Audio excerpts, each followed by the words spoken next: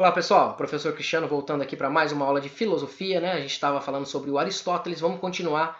Inscrevam-se no nosso canal, o canal Ama História, para poder ter todas as aulas aí, né? Vamos continuar então do ponto onde nós paramos. Nós estávamos falando sobre, eu deixei um questionamento na última aula, né? Eu falei sobre o pensamento do Aristóteles, né? Ele vai então através do pensamento lógico, né? Da dedução e da indução, ele vai chegando aos conceitos, né? A gente vai chegando aos conceitos e aí a gente vai chegando na ideia universal, na ideia que se aplica a todos, todo um conjunto de seres, né? Por exemplo, os homens, né? O que define o homem? Então você vai ter que ir procurando características particulares do homem que o diferenciam do restante dos animais, do restante dos seres vivos, para chegar numa definição. Ele chegou na definição de que o homem é um animal racional, certo?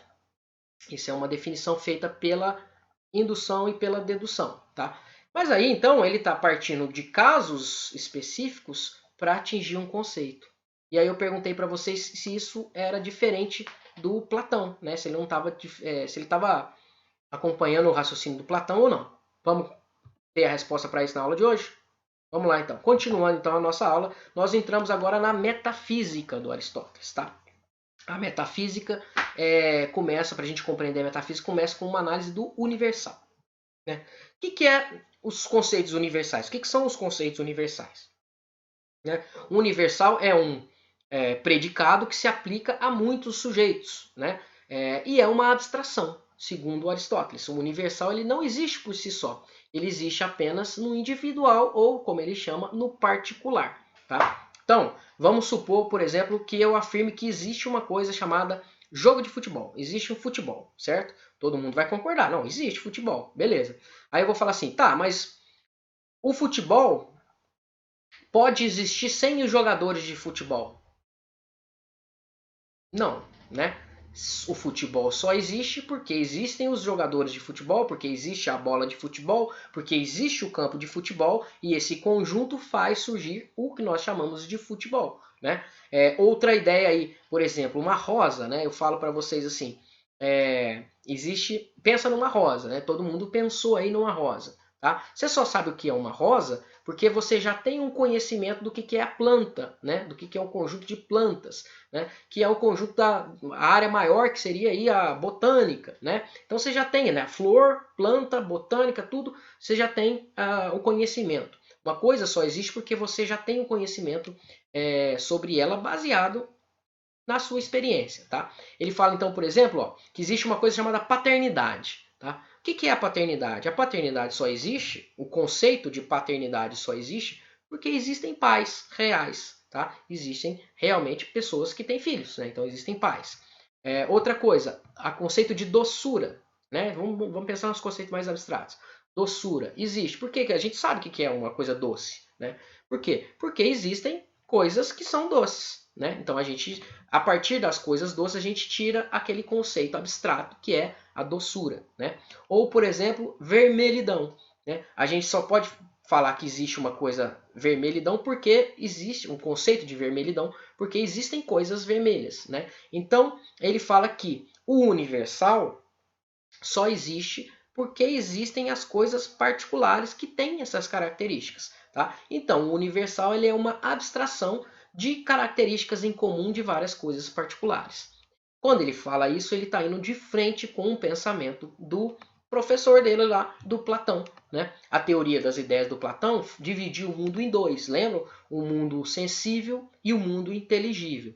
E ele falava que as ideias elas existem por si só e são eternas lá no mundo que ele chama de mundo inteligível, né? Ou o mundo das ideias. E que o mundo nosso é um mundo sensível, onde as coisas que existem são cópias mal feitas daquele conceito perfeito que existe lá, independente das coisas existirem aqui ou não. Né? O que o Aristóteles está fazendo, ele está virando isso de cabeça para baixo. Ele está falando assim, não, o conceito lá é que só existe porque existem as coisas aqui. Então a gente, a partir da nossa realidade, faz uma abstração e chega ao conceito. E aí ele tem uma frase do Aristóteles que ele fala, não há no intelecto nada que não tenha passado primeiro pelos sentidos. Então ele está falando lá que o conhecimento ele vai ser feito através dos sentidos, através do que nós percebemos com os nossos sentidos, tá? E a partir daí nós vamos criar uma abstração. Percebam que ele inverteu a lógica do Platão. Ele inverteu, né? O Platão ele valorizava o mundo ideal e falava que o nosso mundo é um mundo sensível, que não tinha nenhum valor e que não tinha conhecimento, que o que nós tínhamos aqui era apenas doxa ou opiniões. Ele fala não, o Aristóteles fala que não, o conhecimento ele vem das experiências que nós temos aqui, né, com os nossos sentidos e a partir deles nós tiramos abstrações que são os conceitos, tá? Que é o que vai ser a metafísica, né? Então a metafísica é isso. A metafísica ele chamava de o Aristóteles não deu esse nome, né, para o livro dele. Ele chamava de ciência primeira, né, que é esse estudo de compreender o ser por si próprio. O que as coisas são por si próprias. Tá? Então a metafísica recebeu esse nome porque um dos seus 400 anos depois da morte lá do Aristóteles, né, quando foram organizar os escritos dele lá tal, fizeram uma cronologia, uma ordem, né? E aí esse livro que fala sobre isso, ou as ciências primeiras, ele ficaria depois da física, né? E aí então ficou metafísica ou depois da física. E também existe o conceito aí de que é porque ele está tratando de coisas que não são meramente físicas, são coisas além do mundo físico, né? Esse mundo dos conceitos aí. Então é um mundo além do físico, por isso que o Aristóteles, então, aliás, essa teoria do Aristóteles vai receber esse nome, tá? O Aristóteles, então, ele vai negar a dialética do Platão, que fala que o conhecimento só existia lá no mundo inteligível. Ele fala que não, o conhecimento ele pode sim ser estabelecido a partir do mundo sensível. E aí, para entender o devir, a mudança, né, ele vai juntar o pensamento do Platão com o pensamento do Heráclito, com o pensamento do Parmênides. Para entender isso tudo, ele define alguns conceitos. O primeiro conceito que a gente vai entender dentro da metafísica é a teoria das quatro causas. Ele fala que as coisas mudam, o devir, a mudança, a transformação acontece por causa de quatro causas, tá? E essas causas são ou a causa material, ou a causa eficiente, ou a causa formal, ou a causa final, tá? E aí o que são cada um desses conceitos? Primeiro, a causa material é aquilo do que a coisa é feita, né? Por exemplo, uma estátua feita de mármore, a causa material daquela estátua é o mármore, né? A causa eficiente é aquilo que fez ele se transformar, que fez o movimento, que deu um impulso ao movimento, ao devir, né, a mudança, e é o cara que transformou a matéria, então, né, de o mármore em uma estátua. Então, no caso, seria o escultor, esse exemplo que eu estou dando. Tá? O escultor que vai lá e vai modelar a estátua, ele é a causa eficiente dessa mudança. A causa formal é aquilo que a coisa tem, a forma, né? A forma que a estátua adquire. No caso aí, né, ele era uma pedra lá de mármore, um bloco de mármore, e agora ele é uma estátua. Então a causa formal, estátua. E por fim a causa final, que é a sua finalidade, o seu uso, para que aquela estátua foi feita, né? E aí, no caso da estátua poderia ser para embelezar um ambiente, ou para fazer uma adoração a algum deus, né? Ou para glorificar algum grande feito de alguém, né? Alguma coisa assim. Então são as quatro causas aí. A causa material é sempre o que a coisa é feita, o material que ela tem. A causa eficiente é aquele que fez a transformação. A causa formal, que é a forma que esse objeto ou ser tem. E a causa final, a sua finalidade. Tá? Dentro da teoria das quatro causas, ele parte então para outros conceitos que nos ajudam a entender o ser. Né? Então, ó, peraí, vamos voltar um pouquinho, analisando aqui. Vamos supor que a gente está falando sobre um lápis. Né? Causa material, o que seria? Grafite e madeira, certo? A causa eficiente, uma indústria que foi lá e fabricou lá, Faber-Castell, por exemplo, fabricou lápis. Causa formal, lápis, né? Forma cilíndrica, né? Para escrever. E a causa final, qual que é a finalidade? De escrever. Né? Então, é um objeto que foi feito com uma finalidade para escrever. Então, ele está analisando a transformação, certo? Mas, além dessas características, ele dá outros conceitos que vão nos ajudar a compreender as coisas por si só, né? Que é a ideia da metafísica, ou da filosofia primeira. Ele vai falar que para compreender o ser, a gente tem que entender a substância, né? Ele chama de substância. Substância é o quê? É o ser, né? É aquilo que tem as características, tá? Que tem em si próprio as características. A substância, ela vai ser classificada aí em essência ou acidente, matéria e forma, e ato e potência, tá? Esses conceitos vão ser utilizados para se entender o ser. tá? Então, a substância é o suporte, né? Tudo é uma substância, cada uma das coisas é uma substância. O lápis lá é uma substância, né? E aí a gente, através desses critérios, vai definindo, desses conceitos, a gente vai definindo as suas características. Essência é o que ele é mesmo em essência, o que faz dele ser aquilo lá, né? Por exemplo, em essência, o lápis ele é um instrumento para escrita, né? Sei lá, um instrumento para escrita feito de grafite que você vai friccionando ele no papel e ele vai deixando uma marca ali, né? Isso é um lápis em essência, tá? Em acidente são características que ele pode ou não ter, mas que ele não vai deixar de ser o que ele é, em essência, por ter ou não aquilo. Por exemplo, esse lápis ele pode ser vermelho, esse lápis pode ser em acidente verde, esse lápis ele pode ser triangular, ele pode ser redondo, ele pode ser quadrado. Ele não vai deixar de ser um lápis por ter uma ou outra dessas características. Um homem, por exemplo, um homem, nós já vimos que o homem é um animal racional. Isso é o que ele é em essência. Em acidente, o que ele pode ser? Ele pode ser alto, ele pode ser baixo, ele pode ser magro, ele pode ser gordo, ele pode ser careca, ele pode ser cabeludo, ele pode ser um monte de coisa, né? Então, são características que o ser tem, mas que não o definem, né? Ele pode ou não ter, ele não vai deixar de ser uma coisa por ter ou não isso. Então, aqui, ó, por exemplo, maçã, né? Em essência, o que é a maçã? Uma fruta, né? Uma casca e ela tem uma polpa ali dentro, né? Tem todas as suas características, tá? Em acidente, ela pode ser grande, ela pode ser pequena, ela pode ser amarelada, ela pode ser verde, ela pode ser vermelha, ela pode ser de variadas formas, tá? Então, essência, a maçã, o que define ela enquanto maçã. Em acidente, características que ela pode ter ou não, que não vão mudar o que ela é, tá? Além disso, nós temos o conceito de matéria e de forma. A matéria é aquilo que a coisa é feita, e a forma é a forma que ela tem, ou aquilo que a coisa é. Por exemplo, matéria, mármore. Forma, busto, tá? Então, a matéria é do que a coisa é feita. A forma é o que ela é, tá? E aí temos uma frase importante que está lá embaixo, que é: a matéria possui a forma em potência. Potência no sentido de potencial, tá? Então, por exemplo, toda pedra de mármore pode ser, existe em potência a capacidade de ser uma estátua, ou de ser uma pia, ou de ser um outro objeto, né?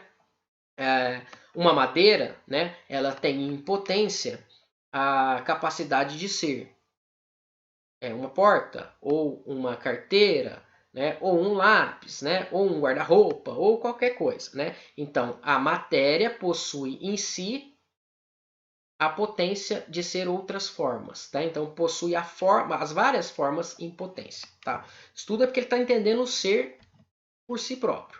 Além disso, ele tem, né, depois da ideia aí da potência e da forma, né, a gente tem que falar sobre o movimento. Então, ó, a forma é o princípio inteligível, a essência comum aos indivíduos da mesma espécie, pela qual todos são o que são, enquanto a matéria é passividade. A matéria contém a forma em potência. Tá? Então, o movimento, que é a transformação, a mudança, é explicado por meio das noções de substância e acidente, matéria e forma, que nós já vimos. Né? Para Aristóteles, todo ser tende a tornar atual a forma que tem em si como potência. Então, a mudança é explicada pelo Aristóteles como a atualização das formas em coisas que elas podem ser, né, em potência. Tá? Ao explicar o conceito de matéria e de forma, a gente tem que ir lá na questão da potência e do ato. Né? Então, que é o que eu estava falando para vocês. Potência é o quê? A capacidade que uma coisa tem de se tornar algo. Né? É aquilo que alguma coisa pode vir a ser. Ato é o que ela é naquele momento, no aqui e no agora. Então, por exemplo, vocês estudantes, em potência, podem ser várias coisas. Vocês podem ser médicos, vocês podem ser advogados, vocês podem ser professores, vocês podem ser qualquer coisa. Em ato, vocês são estudantes. Agora, vocês são estudantes. Mas em potência, vocês podem ser 1 milhão de coisas, certo? Então, ó, a forma, que é você, tem a matéria, né? Aliás, que você é feito, ser humano, feito de carne, feito de desejos, feito de várias coisas, possui em potência a capacidade de ser outras coisas. Mas em ato, nesse momento, você é um estudante, certo? Então, ó, por exemplo, a semente, quando enterrada, ela tem a potência de se tornar uma árvore, né? Ela necessariamente vai se tornar uma árvore? Não.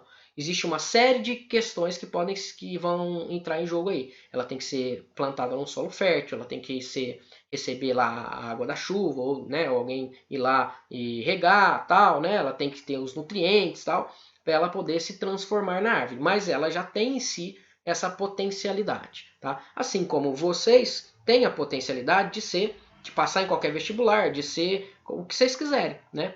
Basta que um monte de coisa aconteça, e uma delas, por exemplo, é estudar, né? Então, ó, o ser em essência, ele não muda, mas as suas qualidades acidentais podem variar na medida em que aquilo que está em potência vai se tornando alto. Então o ser em essência não vai mudar. Você não vai deixar de ser você porque você virou lá um professor, ou porque você virou um médico, ou porque você virou um policial. Não, mas você vai se transformando ali, né? O acidente, né, vai dando características e você vai se transformando, tá? Então, ó, segundo Aristóteles, tudo se move, tudo está em constante transformação, né? E essa transformação, então, é a atualização das formas. Então, resumindo tudo isso que nós falamos aqui sobre a metafísica, tem essa frase aqui embaixo, ó. Todo ser, ele é uma substância constituída de matéria e de forma. A matéria é potência, o que tende a ser. A forma é o ato, é o que é naquele momento. O movimento é, portanto, a forma atualizando a matéria, é a passagem da potência ao ato, do possível ao real. Então, o movimento, que é o devir, né, o que está por vir, ele consiste na tendência que todo ser tem de atualizar as suas formas, né, que ela é em ato para uma potência, Por isso que as coisas vão se transformando, vão se desgastando e vão se mudando, né? Por isso que a gente, por exemplo, nasce, né? Então ele fala lá, ó, os seres vivos nascem e morrem. O feto se transforma num recém-nascido, que depois se transforma na criança, no adolescente, no jovem, no idoso e morre, né? Isso tudo acontece, essas transformações acontecem. E essa transformação ela é feita por outro. Lembra? Voltamos aqui então na teoria das causas. Nós temos as causas, a causa material, que é aquilo que você é, a causa eficiente, que é externo, né? Que é o que vai transformar a coisa. É o artesão que vai lá e pega uma pedra e transforma numa estátua. Então, a causa eficiente é externa. Então, o movimento ele é gerado por um impulso. Se a gente pensa assim, dessa forma, então nós temos que chegar à teoria de que tudo é movido por outro, né? E quem é o primeiro movimento, então, né? Quem originou tudo? E aí uma das conclusões que se chega a partir da metafísica do Aristóteles é a teoria da existência de um primeiro motor imóvel, tá? Então ele fala assim, ó, se o movimento, todo movimento tem uma fonte, né? Se a gente for retornando, você pode ir regredindo, né? E aí quando você vai regredindo, você, para não ficar nessa regressão eterna e chegar, né, num lugar nenhum, o Aristóteles define a teoria do primeiro motor imóvel. O primeiro motor imóvel seria aquele agente que fez o primeiro movimento, que fez as formas se atualizarem, que deu o primeiro empurrão, tá? Que seria mais ou menos a ideia que nós temos hoje de Deus, né? Então, para ele, para o Aristóteles, né, lembre-se que ele não é católico, ele não é cristão, ele vivia na Grécia Antiga, tinha os deuses lá da Grécia Antiga, tal, mas a ideia dele vai ser fundamental para o catolicismo, né, estabelecer essa ideia do Deus, né, essa ideia de Deus. Mas para o Aristóteles, o primeiro motor imóvel, que é esse que deu início ao mundo, que originou o mundo, que originou a transformação, o devir, a mudança, ele é ato puro, tá? Porque, segundo ele, as formas estão se atualizando para chegar numa perfeição. Que seria essa? Que seria o primeiro motor imóvel. Tá? Então, o primeiro motor imóvel ele não move as coisas, na verdade, empurrando as coisas, e sim inspirando as coisas a melhorar. Tá? Então, o primeiro motor imóvel, enquanto perfeição, ele inspira a mudança nas outras coisas, e esse movimento então teria se iniciado, dando origem aí a tudo. Tá? Então, olha só, o Aristóteles ele começou a tentar, né, entender o que é o ser, e ele começou a sistematizar uma série de conhecimentos, a metafísica, e ele explica um monte de coisa. Né? Por isso que ele está ali na posição central junto com o Platão. Né? E aí percebam, eu voltei aqui para a gente perceber uma mudança. Né?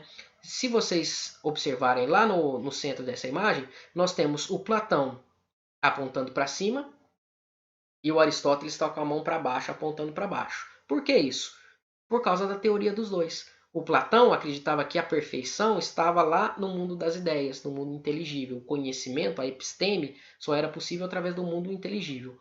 O Aristóteles não. O Aristóteles acha que a gente chega lá no conhecimento, ou na episteme, através do mundo sensível, através da experiência, que a gente vai fazendo as abstrações e chega no conhecimento, certo?